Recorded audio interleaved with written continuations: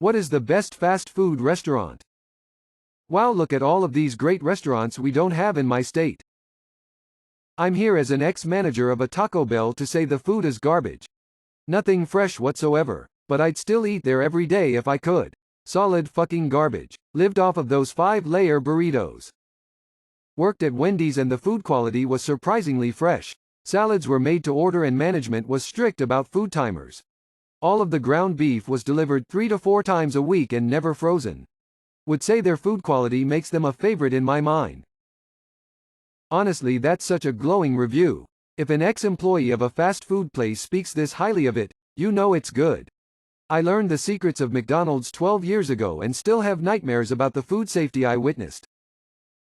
It's Culver's and it's not close.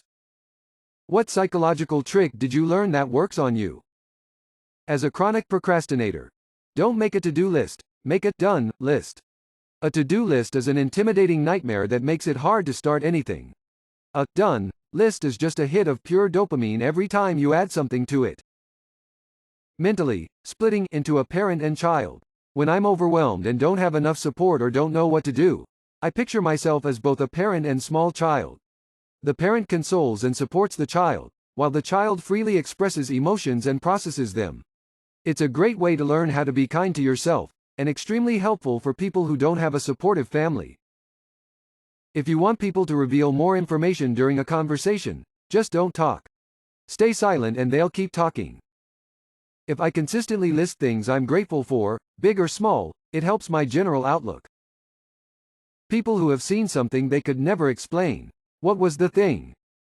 A voice sounding like my friend's sister calling out his name from a tree line in a park. Me and friend were walking home near the middle of the night. Both of us heard it. He was called out 3 times. Crazy how you always hear these stories. I heard my wife calling me from the basement but she was out of town, or similar. The story always ends with, I was super freaked out so I ran. We never hear the perspective of somebody who approached the voice. A tree fell in front of us while we were driving. It almost killed us. Moments later, a group of men dressed in nice clothes just happened to have chainsaws in their car, that was black and black tinted windows. They started cutting up the tree. We quickly turned around and said, nope. I tried to tell myself that it was just Mormons, who happened to have chainsaws in the back of their car. I called my mom the other day to see if she still remembers that incident and she does.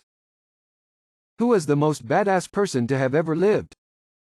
Galvarino. He was a Mapuche warrior whose hands were amputated by Spanish conquistadors. His response? He rigged blades to his wrist stumps and led a rebellion against the Spanish. Giles Moore Waite Corey was pretty badass. Refused to testify at the Salem witch trials, so they pressed him, i.e. they piled rocks on top of him as torture to force him to testify that his wife was a witch. They piled rock after rock on top of him. His last words were more weight, then he died. Rotmisters would old Pilecki. He purposely made himself be caught and thrown into Nazi death camp in Auschwitz to infiltrate it and organize underground resistance and do general recon. He then escaped with another prisoner to fight in Warsaw Uprising. What celebrity's death did not take you by surprise? Aaron Carter. Sadly, I'd seen a show of his about 5 years prior to his death, and it was clear even then he needed major help. He seemed only half conscious, kept yelling random proclamations at the show, tried to play the keyboard tattoo on his arm like it was a real piano, and more. Then I saw an interview he gave about 3 years after that and, somehow, he was much worse. It was clear this guy needed a major intervention if his life was going to get on track and continue. A real shame. Queen Elizabeth II, nearly 100, her husband had died recently, and she looked like shit in that photo with then Prime Minister Liz Truss. I'm just surprised Charlie Sheen is alive and kicking it. Amy Winehouse. Elvis. In the year before his death he went from looking rough to looking like death.